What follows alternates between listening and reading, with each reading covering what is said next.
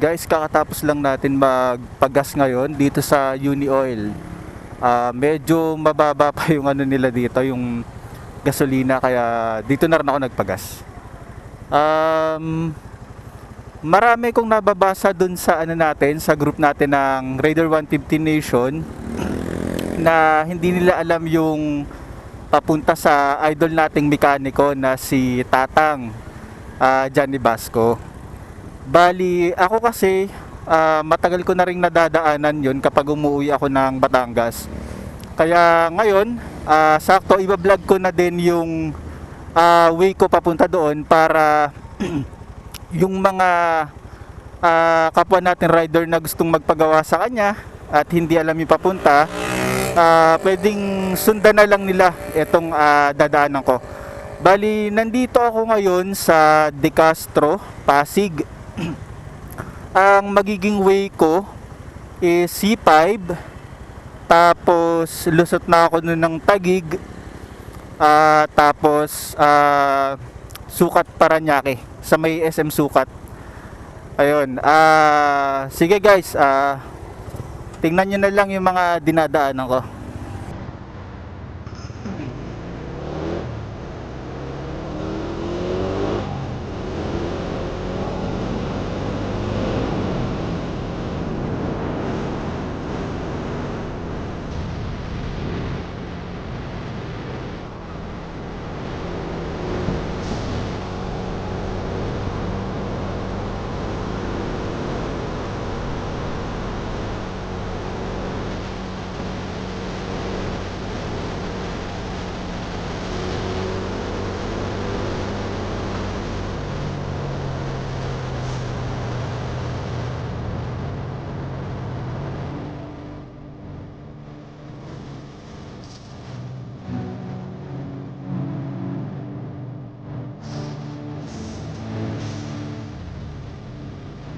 Medyo matraffic na.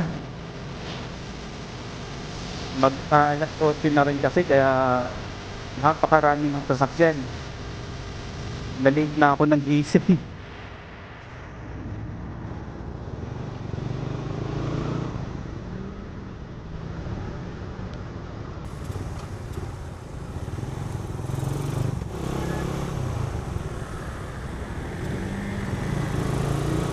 Ayun pala guys, tungkol nga sa idol natin, syempre ang dami talagang gustong ipahimas ang kanilang Raider kay Tatang Johnny Basco. Kasi syempre ang dami na rin nating nababasa sa Facebook na talagang napakagaling na mekaniko.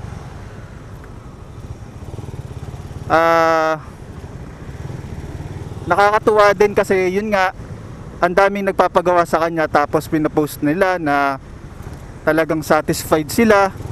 Tapos kahit kulang yung pera nila, dahil napakabait nga ni Tatang ng idol natin, okay lang. Sabi nga ni idol natin, ang importante masatisfied yung customer niya sa gawa niya. Yun ang maganda sa mga mekaniko, kasi kumbaga iilan lang yung ganun mag-isip. Di katulad nung ibang mekaniko na konting galaw-galaw lang pero laki nun ng singil.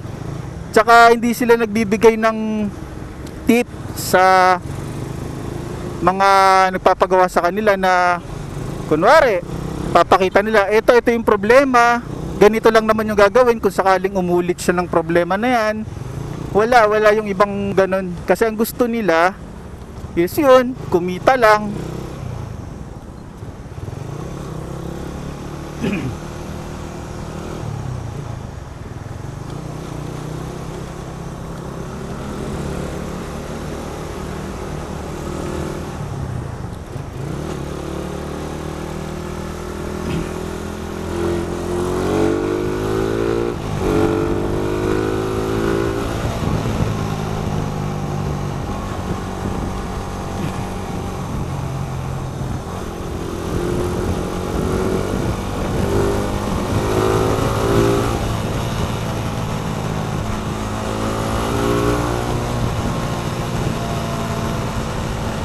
kahit ako guys, talagang gusto ko rin magpagawa sa idol natin.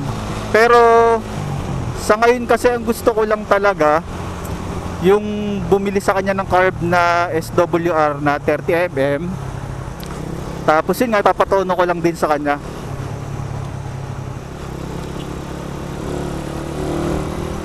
Kasi eto kasing Raider ko medyo wala din kasi sa tono. Ako lang kasi nagtotono nito.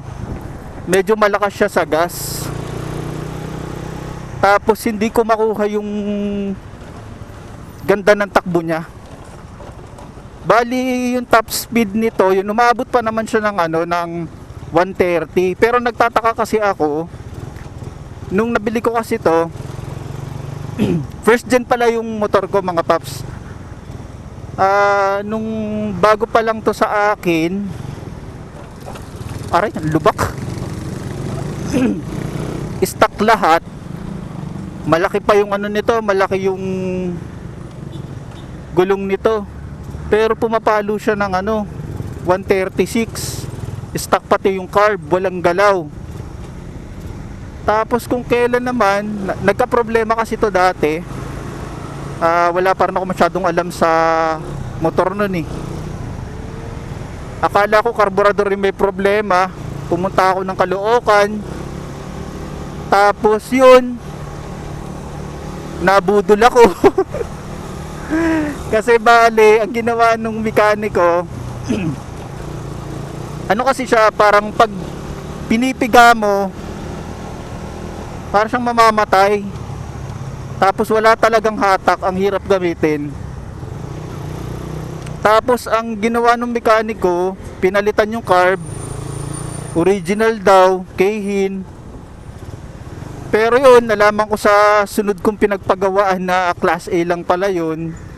At hindi din naman nga kagandahan. Tapos yung carb ko na maganda, ayun, kinuha niya. Sabi niya kasi hindi na naman daw gagamitin. Yun pala, okay na okay pa. Nalaman ko kasi dun sa tropa kong mekaniko sa Batangas na yung palang problema niya lang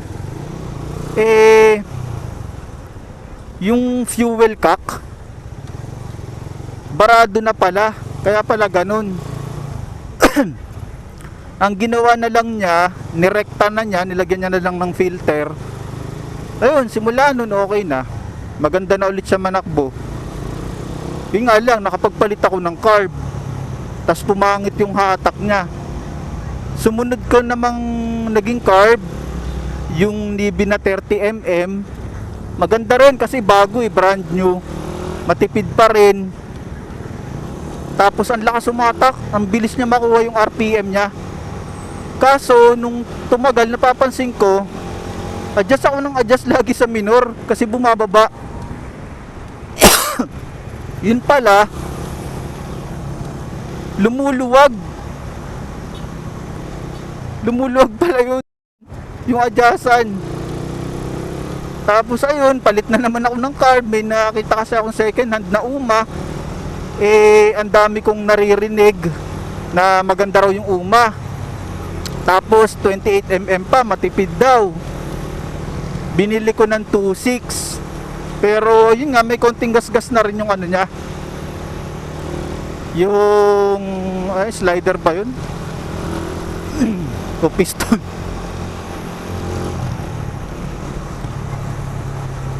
Ayun, yun pa rin pala yung gamit ko hanggang ngayon, yung UMA na to. Pero nagpalit na ako ng jettings.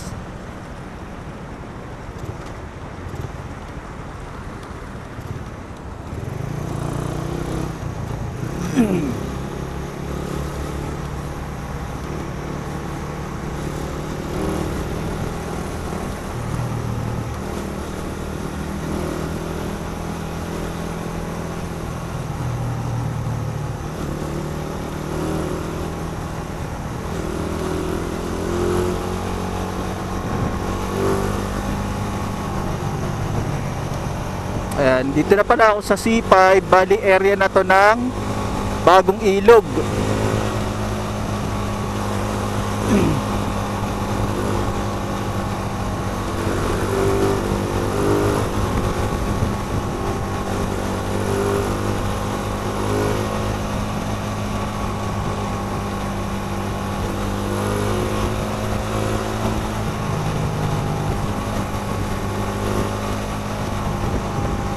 Ito guys, C5. Dire-diretsuin nyo lang naman to. Tapos hanggang makarating kayo. Bali sa dulo nito, ano na yun eh, yung may toll. Pero syempre, dun tayo sa pang motor. Baka mapagaya tayo dun sa mga nakikita natin sa Facebook na nagkakamali pumapasok sa may tollway. Kasalanan kasi ni Waze.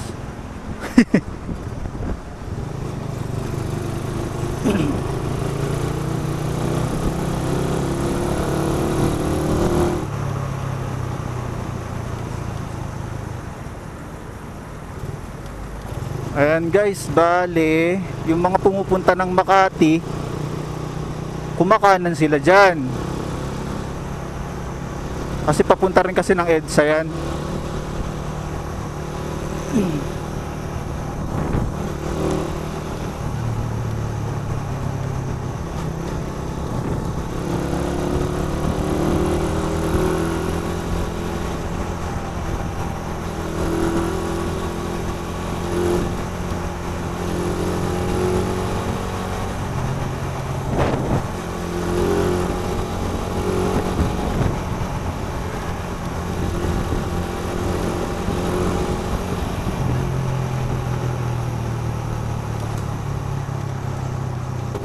Yan, market.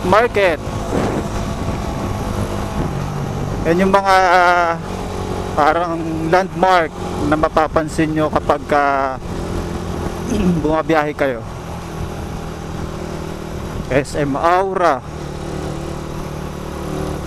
dito rin.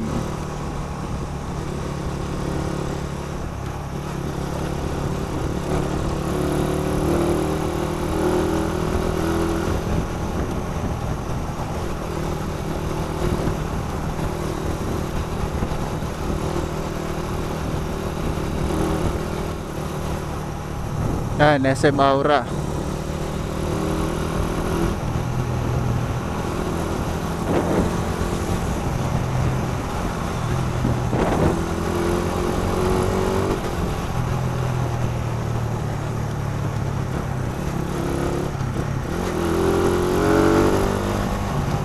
Ito, McKinley. Diyan yung papunta sa magandang pasyalan, yung Venice Grand Canal.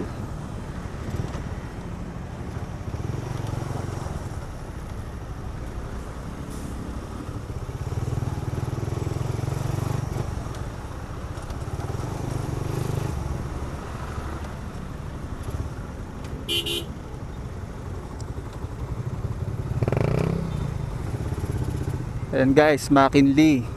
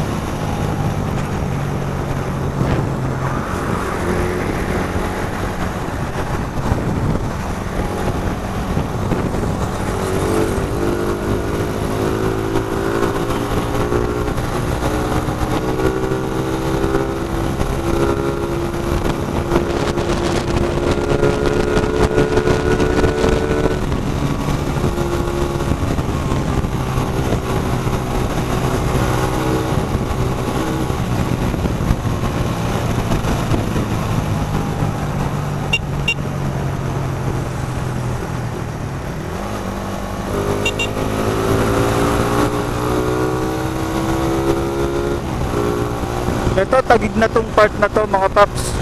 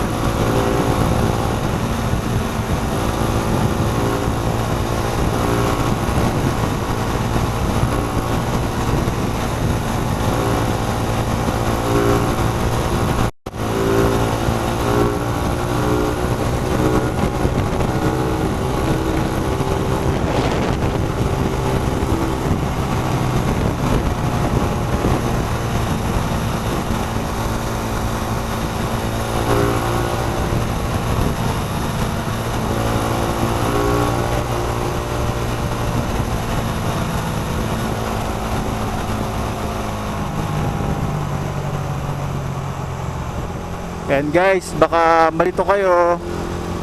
Yan. Keep right lang tayo para hindi tayo makapasok sa may tollway.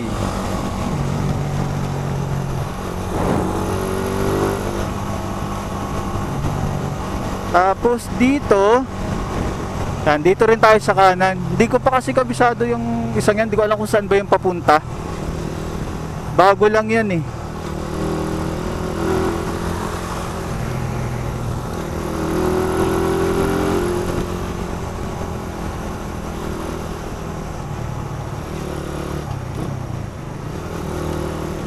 Tapos kakaliwa tayo.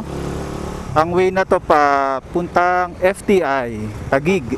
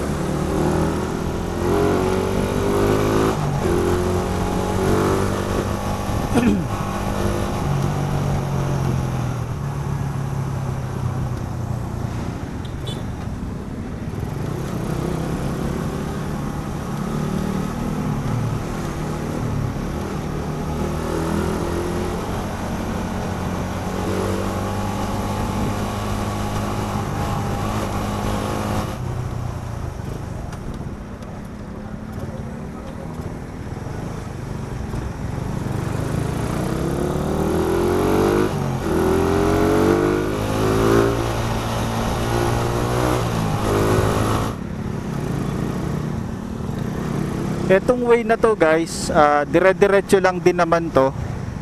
Basta sundan nyo lang tong main road.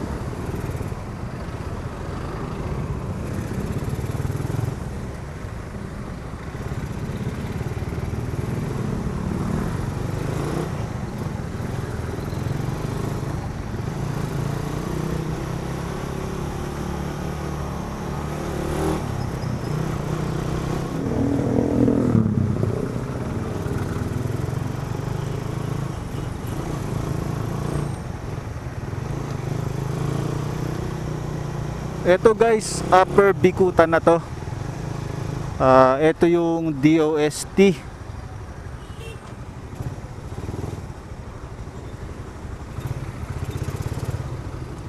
Bale, kakanan tayo dito. Ang makikita natin yung SM Bicutan.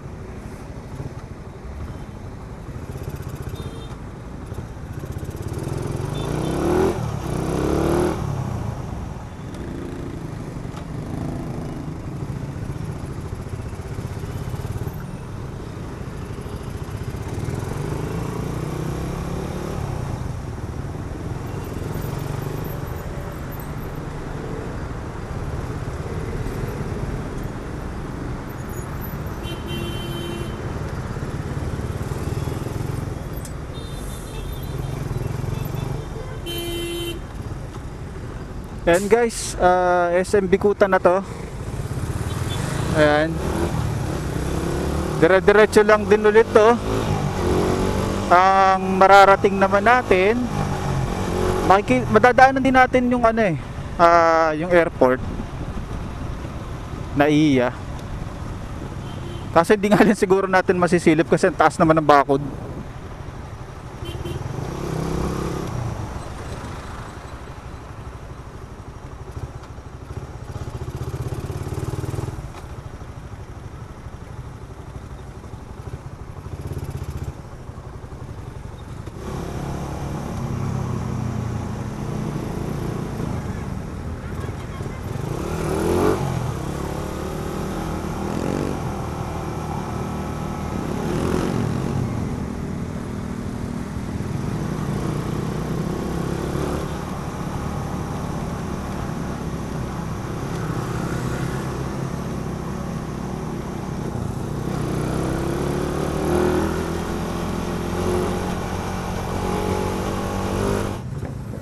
Okay guys, yun, from SM Bikutan, dire-diretso lang yun. Tapos dito kayo liliko pag nakita nyo na tong McDo na nasa kanan. Kasi kanina, meron din tayong nadaanan na McDo, pero nasa kaliwa naman yun. Kakanan tayo dito.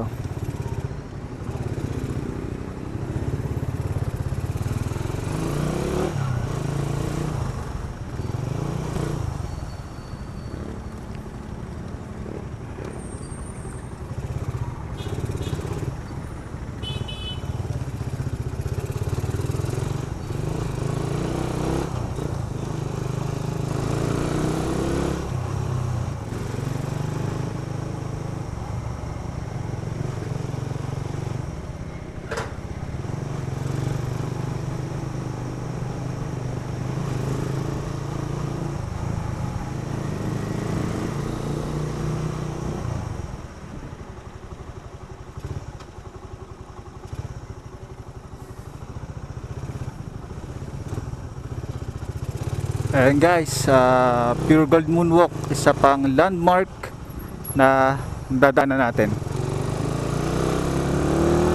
Dire-diretso pa rin.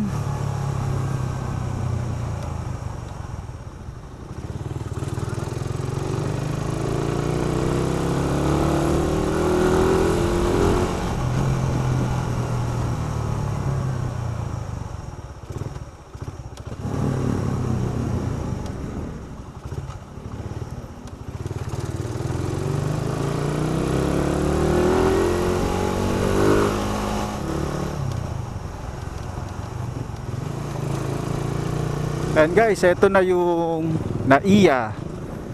Ayan, ewan ko kung nakikita nyo yung eroplano, yung Philippine Airline. Nakita ko yun, ayun, ang bilis, nag top speed agad. Kaliwa tayo.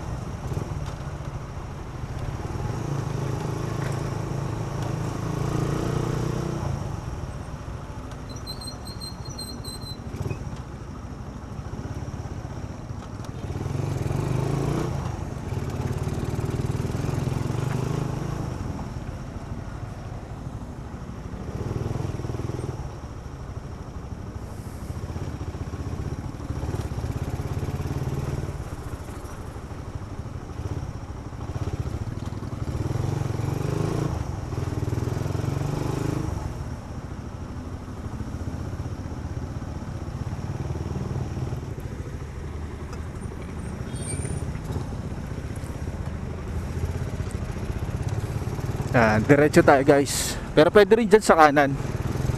Pero mas mabilis kasi dito. Kasi ang labas na natin pag dito tayo sa padiretso na to, SM Sukat na. At mas mabilis kasi dito dahil hindi ganun kadami yung sasakyan.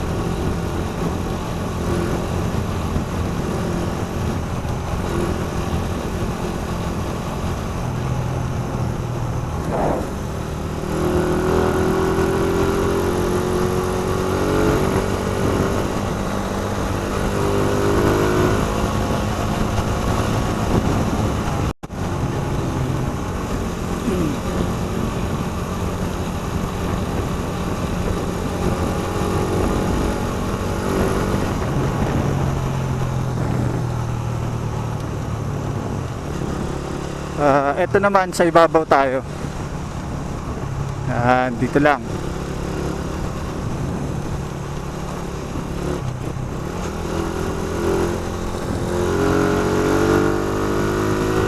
Ayan guys, nasisilip ko na yung SM Sukat.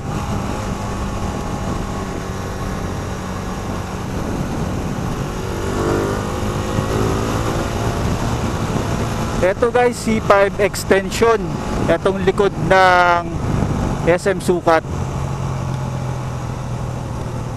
Yan.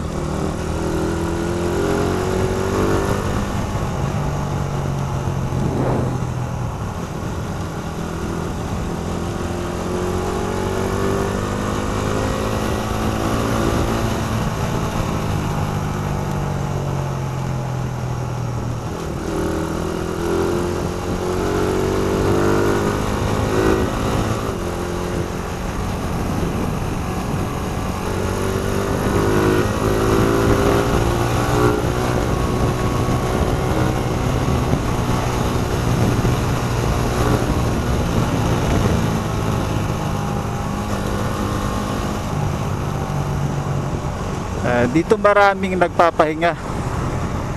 At ako din, isa rin ako sa nagpapahinga dito. Kasi syempre halos 3 oras yung biyahe ko.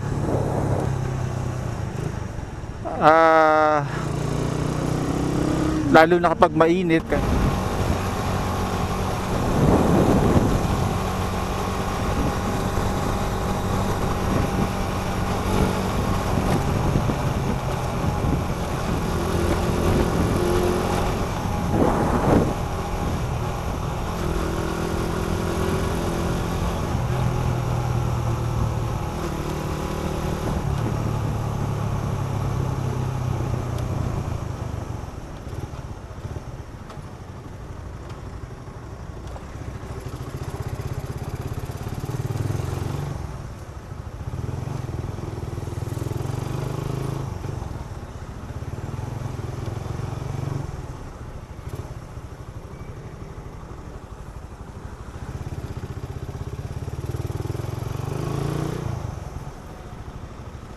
Okay, dito guys, pakaliwa tayo.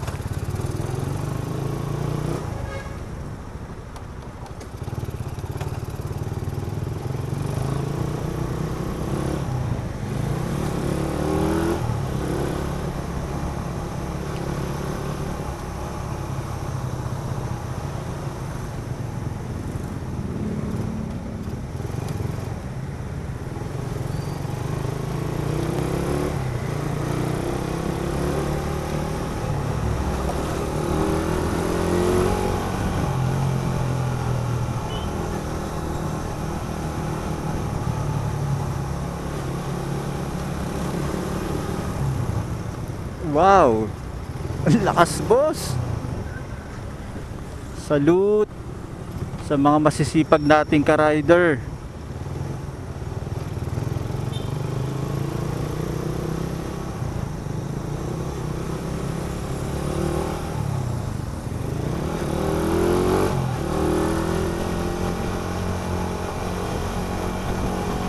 Ako guys, bilib na bilib talaga ako sa mga rider na kayang magkarga ng ganyang kalalaki. Kasi una sa lahat, syempre yung balanse mo, tsaka yung pagsingit-singit mo sa kalsada, ang hirap nun.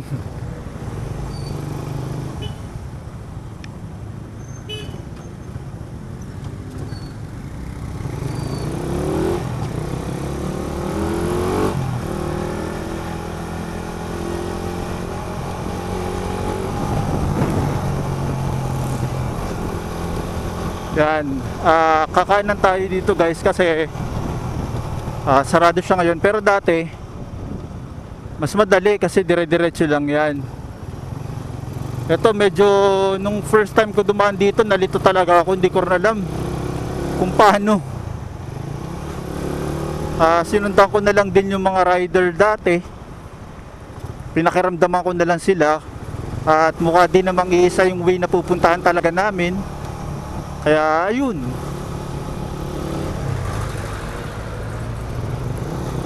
dito kasi U-turn ang hahanapin natin. Yan, ito yung U-turn slot.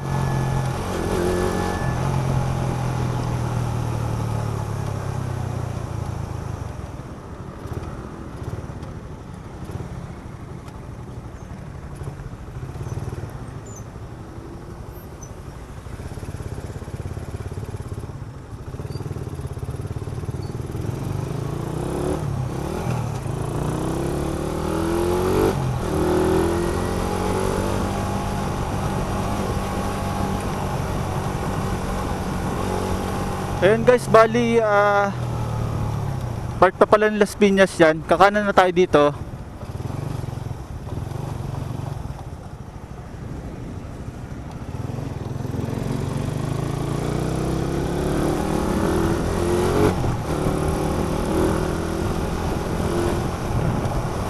Pero guys, yung Las Piñas na yan, di yan yung yung malapit sa Alabang. Kasi baka malito kayo dun. Talagang naging part lang siya, kumbaga dulo. Kanan ulit tayo dito kasi U-turn ulit tayo. Dapat dun yung way natin.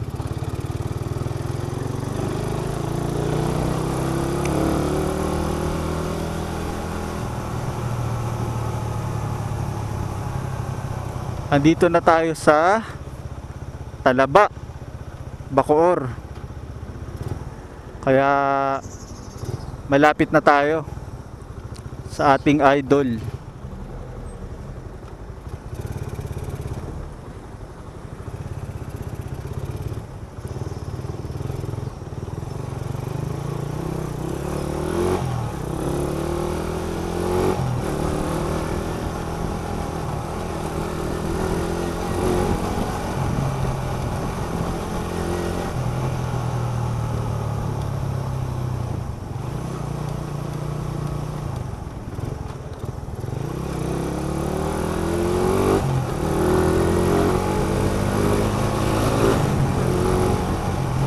Bacoor.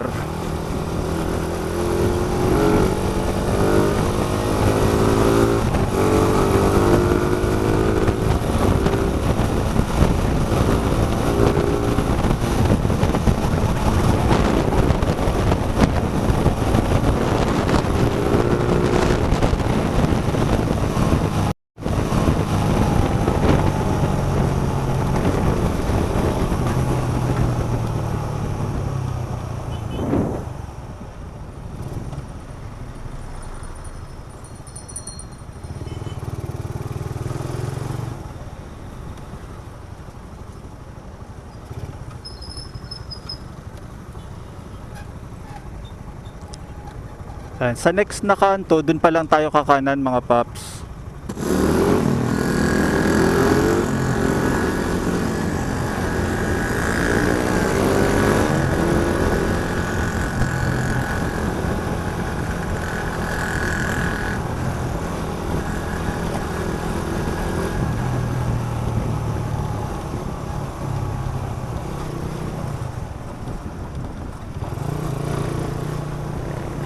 Dito na tayo kakanan mga paps. Ito, pagkanan natin ito, dire-diretso na lang to. Hindi na kayong maliligaw. Tapos, ang pinakapalatandaan nyo ay yung arko ng Imus.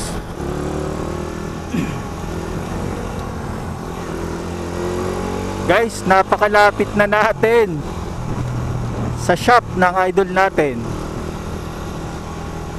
Ayan, nakikita ko na yung sinasabi ko sa inyo na arko ng Imus. Ayan talaga yung magiging palatandaan nyo na ito na yung shop ni ng ating idol na si Tatang Johnny Basco.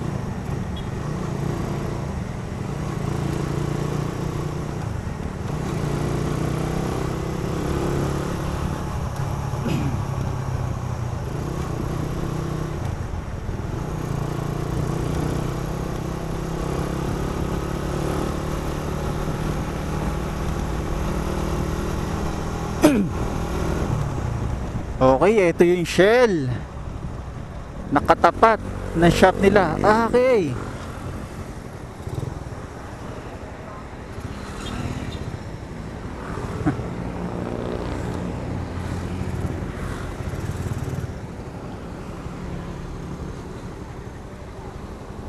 Okay guys, eto, nakikita natin ngayon ang daming motor, puro Raider.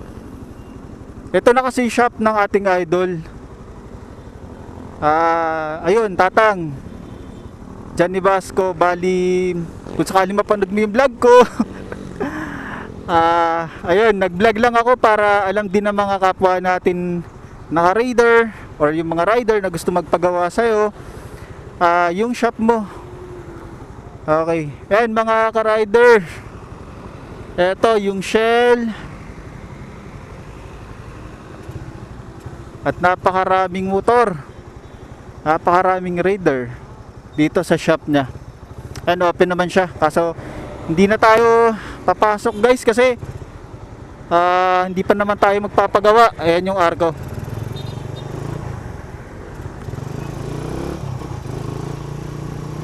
Yun lang guys, maraming salamat sa panonood. Sana nakatulong ako, sana nakatulong sa inyo tong vlog ko.